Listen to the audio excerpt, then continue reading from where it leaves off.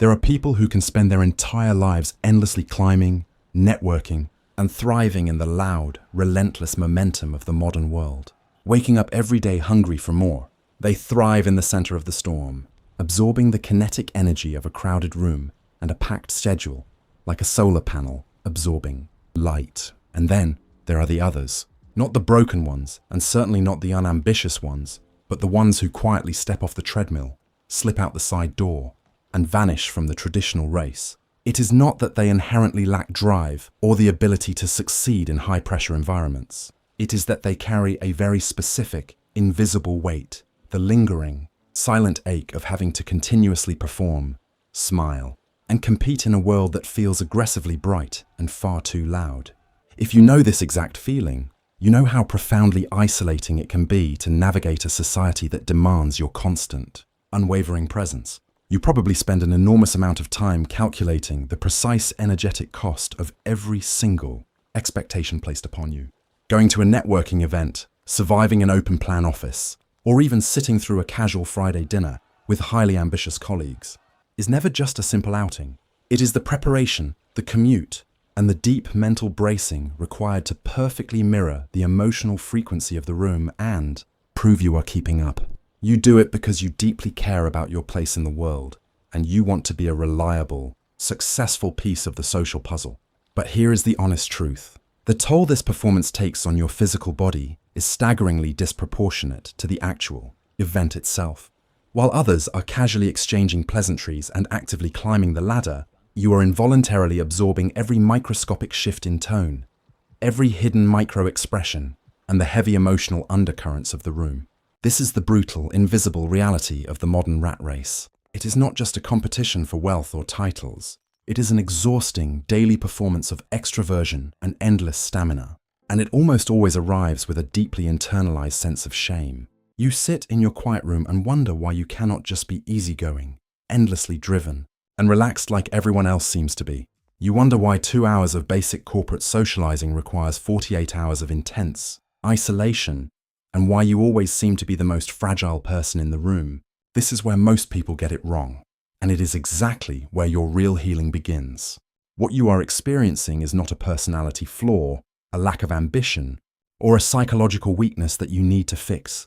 It is a heavily documented biological phenomenon rooted in the very neurobiological structure of your nervous system. When we look through the lens of Polyvagal Theory, developed by Dr.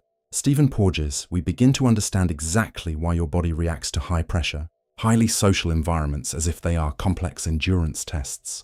In an extroverted or neurotypical brain, a loud, bustling social gathering or a high-stakes competitive environment is simply registered by the nervous system as a cue of safety and play. Their vagus nerve signals the body to relax, engage playfully, and actually draw energy from the movement and pressure of the crowd. But your neuroception, which is your brain's subconscious threat detection system, operates with an entirely different level of intense sensitivity.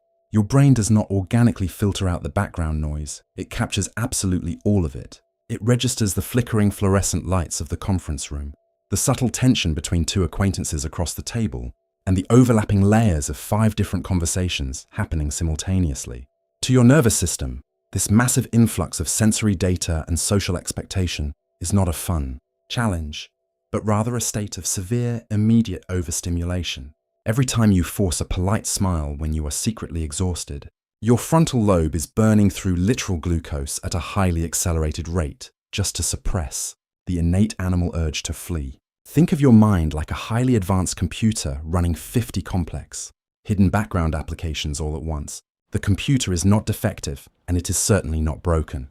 It is actually magnificent, processing a depth of environmental data that a standard model could never possibly comprehend. But because it is doing so much heavy lifting behind the scenes, the internal battery drains at a terrifying rapid speed. You are not socially inept or lazy. Your brain is just profoundly efficient at gathering data, and it urgently needs a state of deep, silent rest to cool its internal servers. If this sounds like the explanation you have been quietly searching for your entire life, welcome to the Quiet Psychology Club, a place where we do not view sensitivity or the desire for a slower, softer life as a burden, but as a fascinating psychological trait worth understanding, validating, and fiercely protecting. If we go one layer deeper, We uncover the exact moment this realization forces a permanent change. I remember standing in the middle of a crowded living room during a corporate holiday gathering a few years ago.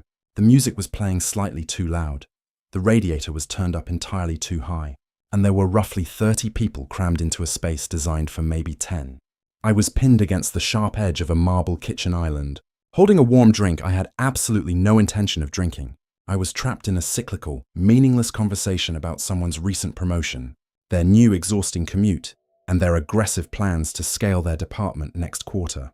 I could physically feel the oxygen leaving the room with every passing second.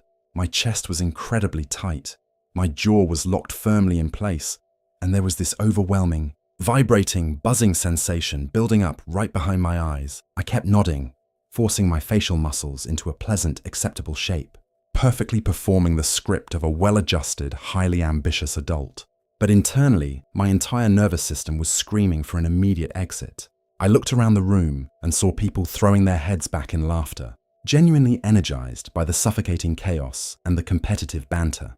I felt like an alien trying to operate complex human machinery and failing miserably in front of a live audience. At that exact moment, the buzzing in my head reached an absolute breaking point, and a very quiet, crystal-clear thought cut through the unbearable noise.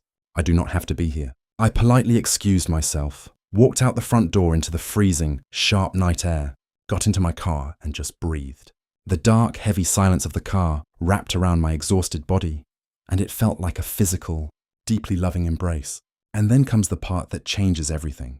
For so much of your life, you have probably forced yourself to stay in rooms where you could barely breathe. You have aggressively pushed past your biological limits, ignored the desperate warning signs of your own body, and drained your battery to absolute zero. You did all of this simply to avoid being labeled as difficult, unmotivated, or falling behind by people who do not understand you. You have carried the unbelievably heavy burden of trying to act normal in a society that aggressively equates loudness with success and constant hustle with worth. But stepping away from the overwhelming noise, drawing a firm boundary around your fading energy, and quietly exiting the race is not a failure. It is not a sign that you failed to keep up with the world. It is a sign that you are wise enough to stop running a race that was never designed for how your mind works. You have to completely stop viewing your necessary retreat and your desire for a smaller, quieter life as a punishment or a deep character flaw. Society loves to weaponize harsh, unforgiving vocabulary for this conscious, healthy choice. They will call your necessary absence isolation. They will call your quietness a form of withdrawal, and they will label your boundaries as coldness or simply giving up. But we need to radically rewrite that vocabulary right now, permanently, inside your own mind. What you are doing when you step off the treadmill is not hiding. You are practicing intentional, beautiful solitude. You are engaged in the careful, necessary selection of where your energy goes and what you truly value in this brief life. You are building a psychological fortress of protection around your absolute most valuable resource, which is your internal mental peace. Your quietness is a sanctuary, not a prison. When you finally accept how your magnificent brain is genuinely wired, you permanently stop apologizing for the space you require to simply function. You realize that you absolutely cannot pour from an empty cup, and you stop letting careless, loud expectations knock that fragile cup out of your hands. You are completely allowed to leave the party early, to decline the promotion that will ruin your peace, and to build a daily routine that looks strange to everyone else. You are allowed to spend an entire weekend staring at the ceiling, speaking to absolutely no one, while your nervous system slowly and safely resets itself. Your worth as a human being is not measured by your social endurance or your position on a corporate ladder. Your ultimate value is not determined by how well you can camouflage your deep exhaustion in a crowded, noisy room. Protect your peace fiercely and never let anyone make you feel guilty for knowing exactly what your soul needs to survive. Rest in the quiet. Your beautiful mind has earned it.